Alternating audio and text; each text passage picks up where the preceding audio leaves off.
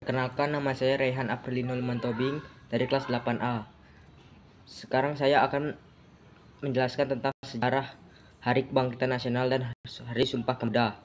Pertama, sejarah Hari Kebangkitan Nasional. Kebangkitan Nasional Indonesia adalah periode pada tahun pertama abad ke-20 di Nusantara kini Indonesia, ketika rakyat Indonesia mulai menumbuhkan rasa kesadaran nasional sebagai orang Indonesia. Masa ini ditandai dengan dua peristiwa penting, yaitu berdirinya Budi Utomo pada 20 Mei 1908 dan Ikrar Sumpah Pemuda pada 28 Oktober 1925. Untuk mengejar keuntungan ekonomi dan menguasai administrasi wilayah, Belanda menerapkan sistem pemerintahan kolonial pada orang-orang yang sebelumnya tidak memiliki kesamaan identitas politik. Pada awal abad ke-20, Belanda menetapkan batas-batas teritorial di Hindia Belanda yang menjadi cikal bakal Indonesia modern. Pada paruh pertama abad ke-20 muncul sejumlah organisasi kepemimpinan yang baru.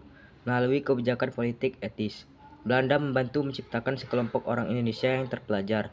Perubahan yang mendalam pada orang-orang Indonesia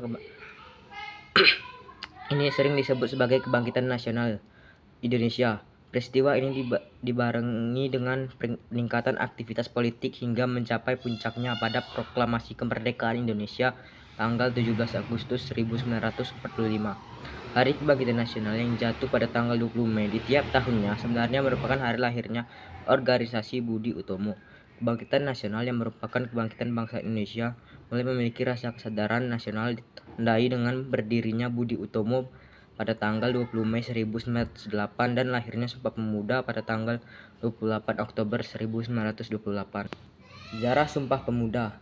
Tanggal 28 Oktober adalah hari bersejarah bagi masyarakat Indonesia.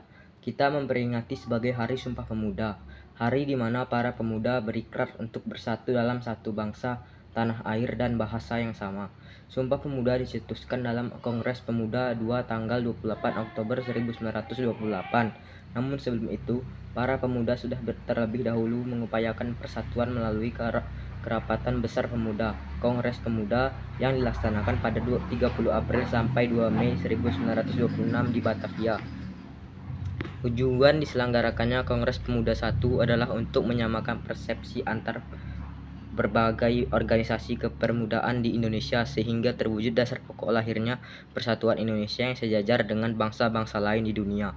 Abdul Rahmat et al. 2008. Namun Kongres Pemuda 1 tidak membuahkan hasil setelah Ketua Kongres Muhammad Tabrani tidak sepakat dengan Muhammad Yamin terkait penggunaan istilah bahasa Melayu sebagai bahasa persatuan.